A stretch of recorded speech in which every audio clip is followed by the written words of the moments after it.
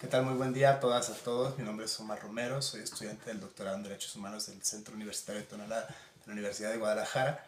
El día de hoy me encuentro en el Instituto de Investigaciones Jurídicas de la UNAM con la doctora Pauline Capdeville. ¿Qué tal, doctora? Buenos días. El tema que nos compete es precisamente la libertad religiosa, el Estado laico y los derechos humanos en México. Con la autoridad, doctora, ¿qué nos podría decir al respecto de estos tópicos? Bueno, es un tema vastísimo, ¿no? No sabría realmente de dónde empezar, sino tal vez diciendo que efectivamente hoy en día existe un consenso en México a favor de la necesidad de promover, de garantizar los derechos humanos, ¿no? Tenemos una legislación muy robusta en México en materia de derechos humanos. Tuvimos diferentes reformas constitucionales, pienso en particular en la reforma de 2011, ¿no? que modificó el artículo primero de la Constitución, y después tenemos desde luego como pues, el desglose de los derechos humanos en la Constitución. Sin embargo, lo que vemos en muchos casos es pues, esta brecha terrible, ¿no? Entre lo que dice la legislación, la Constitución, y lo que pasa en la práctica, ¿no? A nivel constitucional y a nivel convencional, ¿no? Las ratificaciones que tiene México tanto en el sistema ONU como en el sistema interamericano de derechos humanos.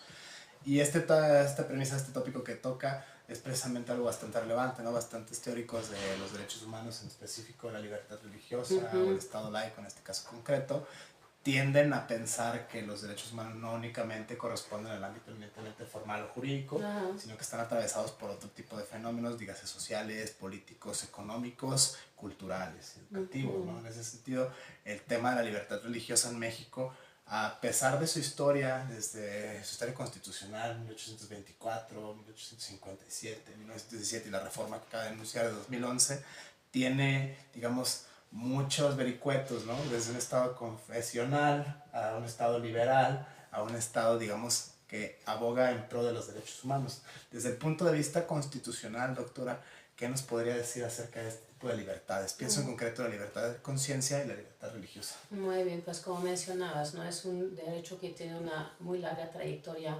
en México, y de hecho cuando hablamos de libertad de conciencia, de libertad religiosa, no podemos no hablar de Estado laico, ¿no? En México necesariamente tenemos que tener en mente qué significa la laicidad, cuáles son las características de este régimen para entender la libertad de conciencia y de religión, ¿no? Y de hecho en México lo que pasa es que se proclama también el Estado laico para poder garantizar la libertad religiosa en México, ¿no? Porque los católicos, las personas que no eran católicas no tenían como existencia legal en México antes de proclamar precisamente esta separación entre el Estado y las iglesias. Y algo que me gusta decir es que de hecho México fue el primer país del mundo en lograr esta separación entre el Estado y las iglesias, ¿no? Bueno, no voy a hacer como todo el recorrido histórico que pues conocemos bastante bien, solo decir que después de la Constitución Revolucionaria de 1917, ya sabemos que era una constitución anticlerical, incluso hostil hasta el sentimiento religioso de los creyentes. Pues en el 1992 tenemos reformas muy importantes en la materia, ¿no? Ya se deja de hablar, por ejemplo, de la separación entre el Estado y la Iglesia en singular, sino que ya empezamos a entender también que existe diversidad religiosa en México y que la tenemos que proteger.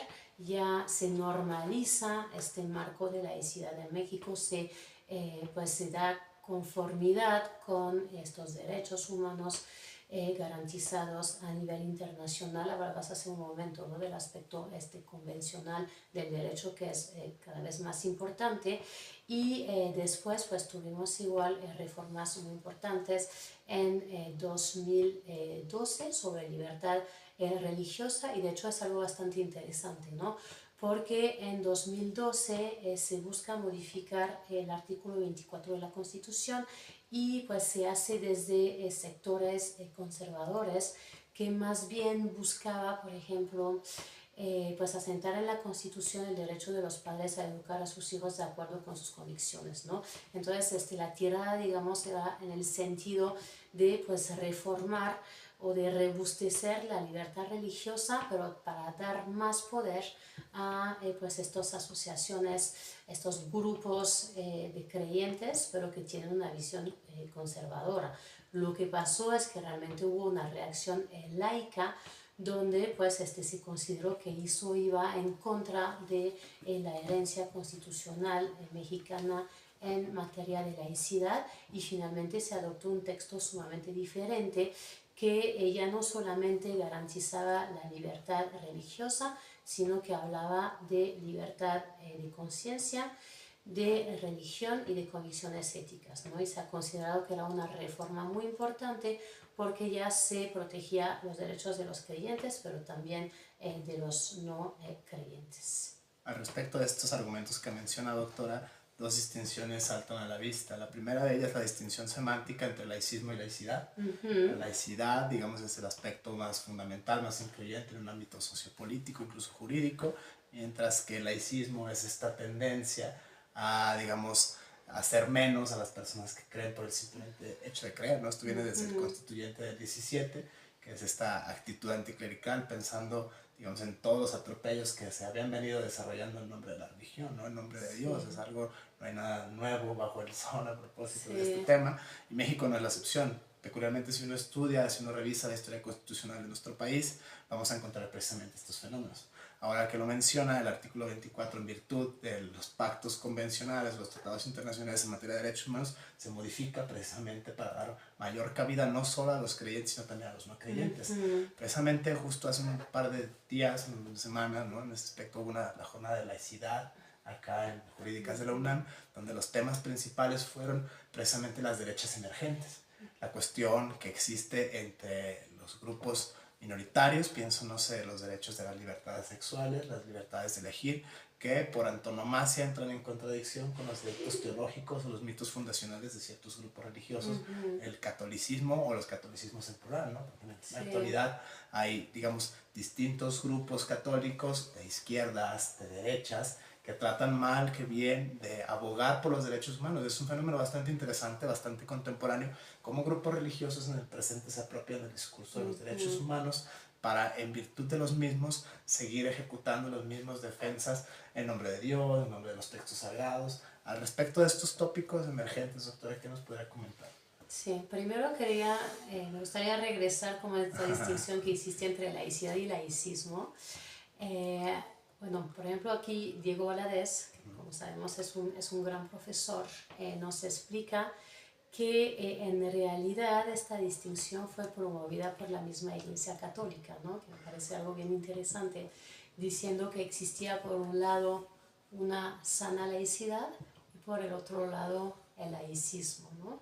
Entonces él explica que es una distinción estratégica de la Iglesia Católica para finalmente pues imponer su propio concepto de laicidad, porque lo cierto es que históricamente la Iglesia Católica rechazó esta idea de laicidad y de separación, pero si buscamos también encontramos una genealogía cuando, por ejemplo, dicen, ¿no?, de dar a César lo que es de César y a Dios lo que es de Dios. Entonces ellos a partir de eso desarrollaron su propio concepto de laicidad, que es distinguir el Estado de la Iglesia, pero que la Iglesia tiene que ser la guía moral del Estado, ¿no? Entonces lo que hace el profesor Diego Valadez es precisamente como cuestionar esta distinción, diciendo que efectivamente en la historia hubo estas formas anticlericales, intransigentes de laicidad o de laicismo, pero que eso era necesario también para poder llegar a una cabal separación entre el Estado y las iglesias, ¿no?, que es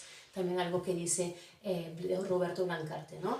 Sobre lo que mencionabas ahora, efectivamente, ¿no?, tenemos esta idea de que en los años 60, 70, pues hablamos de secularización, consideramos que la religión era un fenómeno que iba a desaparecer, o a lo mejor de los casos que la religión se iba a privatizar. Sin embargo, lo que hemos visto es que no, que la religión nunca se había terminado de ir y que está regresando con otras formas, ¿no? Y que hay pues todos estos sectores conservadores, pero incluso también progresistas, que están como recuperando la narrativa religiosa para la defensa de los derechos humanos. Ahora, el problema es lo que entendemos por derechos humanos, porque como estábamos diciendo, ¿no? Existe este consenso en México de la importancia de los derechos humanos, pero no necesariamente estamos de acuerdo sobre pues, qué tipo de derechos hay que promocionar, y en particular estos sectores conservadores, como bien decías, ¿no? Recuperaron esta narrativa de los derechos humanos, pero para defender un ideario conservador. Por ejemplo, pues lo vemos particularmente en materia de derechos sexuales y reproductivos. El tema del aborto ya dejó en buena medida de abordarse desde la retórica religiosa como un pecado, sino que ahora se habla de derechos y derecho a la vida del embrión humano, ¿no? También vemos lo mismo respecto a las cuestiones de familia, la defensa de un pretendido derecho de los niños de crecer como un papá o una mamá en el marco de una familia intacta, etc., ¿no? Entonces hay una disputa también en torno a qué derechos y cómo interpretarlos. Al respecto, bueno, los especialistas mencionaba ahora el doctor Diego Valadez, ¿no? Roberto Blancarte, Pedro Salazar Ugarte, José Luis Morales Fernández, y desde luego pues usted misma, doctora, tiene bastantes textos al respecto de esta materia.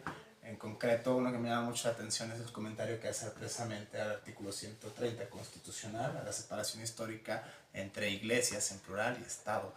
Originalmente tiene que ver con la misma, digamos, historia constitucional de México, y el problema, como bien lo menciona ahora, es estos otros factores que están entremezclados en virtud de los derechos humanos, la cuestión social, la cuestión educativa, la cuestión incluso política, una cuestión incluso económica, una cuestión de hegemonía, ¿no? En términos gramscianos. O sea, en este aspecto sigue teniendo en la actualidad un gran peso sociocultural, no solamente jurídico, la injerencia de las iglesias en temas relacionados con el principio y el fin de la vida de manera artificial. O sea, en ese aspecto es un don de Dios, etcétera, ciertas teologías, incluso casos más interesantes sobre la objeción de conciencia, la desobediencia civil, ¿no? También un texto sobre ese tópico muy particular. Y bueno, temas relacionados con las libertades sexuales reproductivas, con las minorías en este aspecto, no solo étnicas o religiosas, sino en general. La postura sigue siendo bastante marcada de los grupos de izquierdas y derechas, ¿no? Pese que se puede pensar lo uno y lo múltiple al interior del catolicismo en concreto, que según los datos del INEGI, a pesar de la disminución que tuvo en el censo de 2020, sigue siendo la religión mayoritaria en este país, claro, ¿no? Como en Latinoamérica en general. Fenómenos que se han visto, no sé, Brasil, Argentina, otras latitudes, incluso Francia, Canadá, Estados Unidos. Ciertos especialistas tratan, digamos, incluso Roberto Blancarte le llama la laicidad a la mexicana, ¿no? En ese aspecto es algo muy interesante cómo se van dando las mutaciones en virtud de los tiempos que corren a este tipo de garantías, derechos que, pese, como lo menciona la doctora, están constitucionalizados, incluso llevados a tratados internacionales. Sin embargo, en la realidad dejan bastante que desear. Al respecto de estos temas, doctora, ¿qué nos podría comentar? Bueno, mencionaste muchísimas cosas. Tal vez como regresar a la parte sobre bioética, ¿no? Que me parece también crucial. Estábamos diciendo que pues se usa la narrativa de los derechos humanos para pues, defender tantos agendas progresistas como conservadoras. Lo que hemos visto también en las mutaciones de lo religioso es cómo se está usando cada vez más la bioética, ¿no? sobre estas temáticas. Y bueno, un caso que me viene a la mente es pues el caso Artavia Murillo versus Costa Rica, ¿no? Bueno, muy rápidamente, en el año 2000, en Costa Rica, la Corte Suprema decidió prohibir las fecundaciones in vitro, ¿no? Consideraba que pues debido a las técnicas, debido al hecho de finalmente escoger los mejores embriones, de desechar algunos y de congelar otros, eso atentaba contra pues el derecho a la vida de los embriones humanos, ¿no? Y este caso pues claramente venía de pues estos argumentos católicos que ya se habían bioetizado y pues pasado también en el lenguaje del derecho. Entonces la Corte Interamericana de Derechos Humanos tenía finalmente que pues interpretar el artículo 4 de la Convención Americana sobre Derechos Humanos respecto a qué significa la persona humana, el inicio de la vida, la protección de la vida intrauterina, etcétera, ¿no? Y ahí vemos claramente cómo pues, los derechos pues, son objetos de una disputa en respecto a su interpretación. Entonces lo que hacía el juez interamericano era pues, proceder primero a una interpretación literal, pero también una interpretación evolutiva, histórica, y llegó a la conclusión que finalmente la vida pues del no nacido es algo importante, pero que no podemos considerar que es una persona en sentido jurídico de la palabra, ¿no?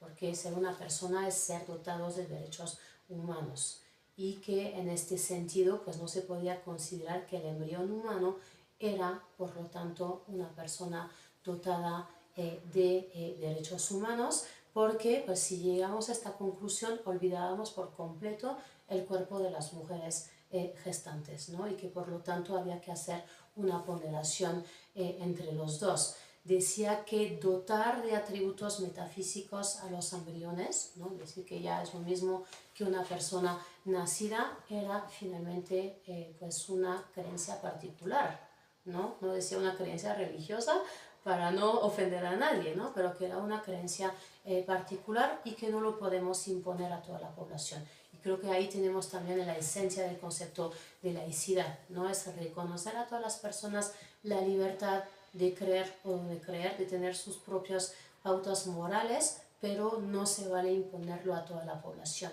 Y también es un argumento que retomo en la opinión consultiva 2417 sobre los derechos de las personas LGBTI. De nuevo, ¿no?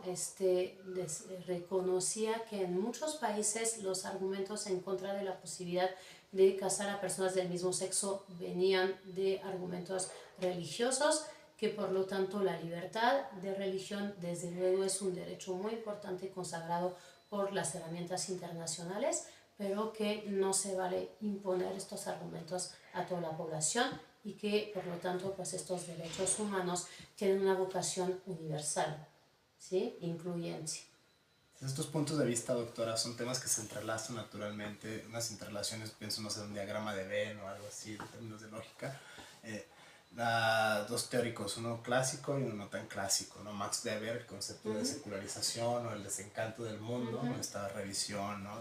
Weberiana desde el punto de vista sociológico de los primeros sociólogos teóricos, y la otra un poquito más reciente a la luz de los textos de Charles Taylor y Jocelyn McClure, los regímenes de la laicidad, respecto a cómo se pueden pensar estos fenómenos en México, si bien bajo la advertencia misma de Roberto Blancarte, ¿no? No es lo mismo la laicidad en España, la laicidad en Francia, la laicidad en Canadá, dependen, digamos, de cuestiones geopolíticas, de cuestiones históricas, de cuestiones culturales incluso, hegemónicas, a través de nuevo este concepto de Gramsci. Es algo bastante peculiar al respecto, doctora, que ha hecho, vaya, en sus obras comentarios al artículo 24, al 40, al 130 constitucional, ahora menciona algunas tesis de jurisprudencia y convenciones internacionales. ¿Qué nos podría decir más allá, digamos, del aspecto sociojurídico o el aspecto evidentemente jurídico, estas otras dimensiones en las cuales se entrelazan estos fenómenos, la libertad de conciencia, la laicidad misma del Estado y la separación histórica entre Estado e iglesias? Bueno, como bien dices, ¿no? No es lo mismo la laicidad en Francia, en Turquía, en México, en Canadá. Podemos efectivamente como encontrar un núcleo esencial, que es precisamente lo que se hizo en la Declaración Universal de la Laicidad en el siglo XXI, ¿no? Tratar de encontrar la esencia de la laicidad, que es de nuevo, ¿no? Reconocer a las personas su libertad para creer, pero que pues no se vale imponer estas creencias a toda la sociedad, ¿no? Y de hecho esta Declaración Universal nos habla de la autonomía entre el Estado y las iglesias, y aquí es interesante mostrar que no habla de separación sino de autonomía, para mostrar que puede haber como otras formas de laicidad, ¿no? Que no necesariamente se basan como en un principio intransigente de separación, la libertad de conciencia y de religión, y el principio de no discriminación y de igualdad de todas las personas, pero también de todas las iglesias, ¿no? Y efectivamente, a partir de este núcleo duro, pues tenemos como muchas declinaciones de la laicidad, las cuales pues, se inscriben en el marco de procesos históricos, ¿no? Y en muchos casos de negociación de la Iglesia católica versus el Estado moderno, como es lo que pasa en México, ¿no? En México también la laicidad surge porque el Estado, para lograr ser plenamente moderno, tenía que emanciparse de este poder de la Iglesia Católica a nivel de la moral, pero también a nivel político, económico, etc., ¿no? Entonces, cada país tiene sus propios elementos de laicidad y yo creo que su objetivo primero tiene que ser la garantía de la convivencia pacífica entre pues todas las personas, ¿no? Y en este sentido, en muchos casos no basta simplemente distinguir entre el Estado y las iglesias, sino que la laicidad pues tiene que vincular diferentes derechos sustantivos. Hablamos de libertad de conciencia, de religión, pero también todos estos derechos que se tiene que garantizar a veces frente a la propia religión, ¿no? Y pienso en particular como los derechos sexuales y reproductivos de las personas. Hoy en día estamos como cada vez más viendo cada vez más como el desarrollo de este derecho al libre desarrollo de la personalidad, que es a la vez defensa de los derechos respecto a pues estos procesos, como decías, hegemónicos, morales de la sociedad, de las iglesias, y también reconocer que el Estado pues tiene un papel muy importante que hacer para que las personas tengan la posibilidad de tomar elecciones, pero también de realizar sus planes de vida, ¿no? Y eso lo vemos claramente, por ejemplo, en pues estas sentencias respecto a la despenalización del aborto en México. En las dos sentencias de 2021, pues vemos claramente cómo el Estado dice que estamos en un Estado laico, significa que las personas pueden tomar decisiones frente a la religión, pero que además el Estado tiene que tener pues como una serie de mecanismos, políticas para que realmente las mujeres puedan acceder a este derecho, ¿no? Y también es por esta razón que justo después de tomar estas dos sentencias sobre aborto se menciona la objeción de conciencia, ¿no? Lo que preguntabas hace unos momentos, porque pues lo que estaba diciendo la Suprema Corte es no es necesario simplemente como reconocer pues este derecho a decidir sobre el cuerpo, si al mismo tiempo pues tenemos una tasa de 90% de objetores en todo el territorio, ¿no? Entonces la apuesta fue tratar de contener lo más que se podía la objeción de conciencia de los médicos, pero al mismo tiempo pues obligar al Estado a tener mecanismos para siempre asegurar el servicio, ¿no? Entonces, pues retomando tu pregunta, lo que vemos es una gran complejidad, ¿no? La laicidad por sí solo a nivel jurídico a veces no basta, sino que tenemos que seguir como promoviendo una cultura laica que esté orientada a la coexistencia pacífica de todas las personas y sobre todo el respeto de los derechos humanos y entre ellos en particular pues una ética laica para los servidores públicos. Precisamente, doctora, en virtud de todas estas tensiones y contradicciones tanto históricas, constitucionales y sociojurídicas en este aspecto, ¿cuál sería su panorama como especialista de estos temas en México para el siglo XXI, este emergente siglo XXI? O sea, llevamos algo entrado, 2 décadas. ¿Cómo se van gestando estos fenómenos? A mí me llama bastante la atención cómo se apropian estos grupos religiosos, tanto de derechas o de izquierdas. Incluso hay quienes sostienen que hablar de derechas e izquierdas ya es insuficiente, las categorías son incluso obsoletas, están superadas, los fenómenos políticos y sociales ya no se pueden pensar, digamos, a la luz de categorías decimonónicas, incluso categorías emergentes del propio siglo XX. Los fenómenos actuales que corren, como lo mencionaba, bioética, libertades sexuales y reproductivas, el desarrollo libre de la personalidad, incluso pienso en el amparo en revisión sobre los testigos de Jehová y la transfusión sanguínea, este asunto de la Suprema Corte, ponderar la vida frente a las creencias religiosas, ¿no? En términos, ¿cuál sería su diagnóstico, digamos, doctora, manera de conclusión de esta especie de entrevista, de esta especie de diálogo para los tiempos que corren en nuestro país? La laicidad, ¿cuáles son los retos, cuáles son los desafíos a los que se enfrenta el Estado laico mexicano, que está plasmado de manera constitucional en el artículo 40, ¿no? Es algo que está reconocido, sin embargo, en ocasiones en la praxis suele ser bastante distinto y muy distante de lo que dice el texto constitucional. Pues mira, retomando el tema de las categorías izquierdas y derechas, pues sí, claramente no podemos seguirlas pensando de forma eh, ahistórica, ¿no? En el sentido que también son categorías que siempre se van reformulando. Y lo dice Bobbio, ¿no? Que finalmente más que tener contenidos intangibles, sobre todo la distinción izquierda y derecha lo que hace es mostrar esta polarización inherente a la política, amigo, enemigo, etcétera, ¿no?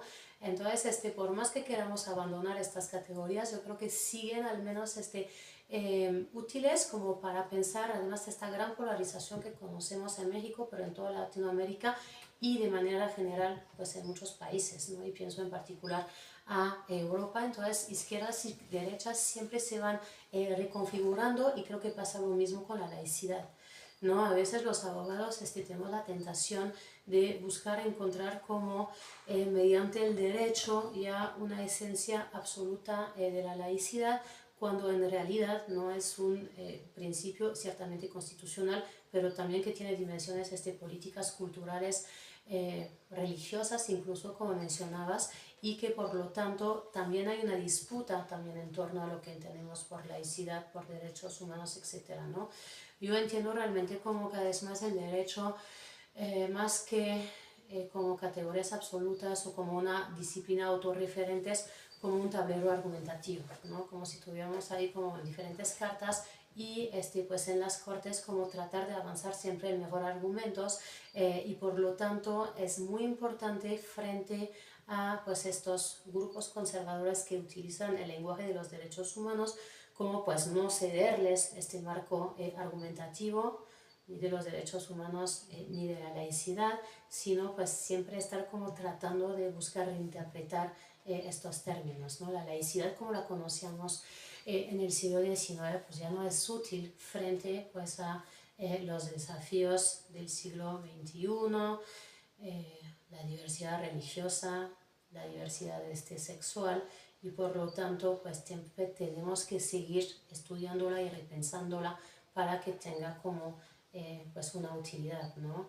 Lo que nos damos cuenta, por ejemplo, es que este principio de separación entre el Estado y las iglesias, que fue durante muchísimo tiempo el núcleo duro de la laicidad, pues ya no necesariamente nos sirve, ¿no? Porque precisamente estos grupos conservadores están utilizando estos mismos argumentos, y porque además lo que vemos es que esta separación se presenta también, puede presentarse como un fuero de las iglesias, ¿no? Esta separación de, a ver, las iglesias no se tienen que meter en el Estado, pero tampoco el Estado en las iglesias, como eso también les abran como un fuero, como un cheque en blanco para discriminar, ¿no? Entonces, más que insistir en esta separación orgánica o institucional entre el Estado y las iglesias, como pensar la laicidad como en términos materiales, ¿no? Y de los derechos humanos, desde siempre como una lectura interdependiente de los derechos humanos, porque hasta ahora es lo que nos ha salvado, ¿no? Justamente de estas pretensiones de absolutizar algunos derechos, ¿no? De estos grupos conservadores, por ejemplo, el derecho a la vida, ¿sí? Ellos lo que van a decir es que este derecho a la vida es absoluto, que es el más importante, porque además es el primero. Frente a esto, una lectura interdependiente de los derechos humanos, es decir, que pues ningún derecho es absoluto, sino que tenemos que buscar ponderaciones entre los derechos y buscar pues soluciones que pues nos permitan pues sí, encontrar posibilidades de crecimiento y desarrollo personal para las personas, no como en el caso del aborto, ¿no? Decir, efectivamente existe un derecho a la vida, pero también existe un derecho a la justicia reproductiva de las personas, a la autonomía, etcétera, ¿no? Entonces, no sé, porque no, no veo el futuro, pero creo que, pues sí, la dimensión de los derechos humanos va a seguir siendo por bastante tiempo todavía como el marco de referencia para estos debates, pero también lo que estamos viendo cada vez más es cómo han regresado pues estas narrativas religiosas, tal vez narrativas respecto a la justicia, a la utopía, pero que bueno, al nivel jurídico al menos vamos a tener todavía estos derechos humanos como marco de reflexión y también de laicidad. Y entonces el desafío es como siempre estar repensando estas categorías para pues proponer marcos de convivencia incluyentes e igualitarios. Bueno, doctora, de mi parte no me queda más que agradecerle estos argumentos, este diálogo, Y pues nada, ¿cree que corra el Estado laico peligro en la actualidad? Esta tesis de Roberto Blancarte, Bernardo Barranco, ¿está realmente en peligro el Estado laico? ¿O es, digamos, otro tipo de cuestión? Bueno, en sí mismo creo que es un principio robusto eh, porque pues aparece en la historia constitucional mexicana, en el propio texto hoy en día y también a nivel social, ¿no?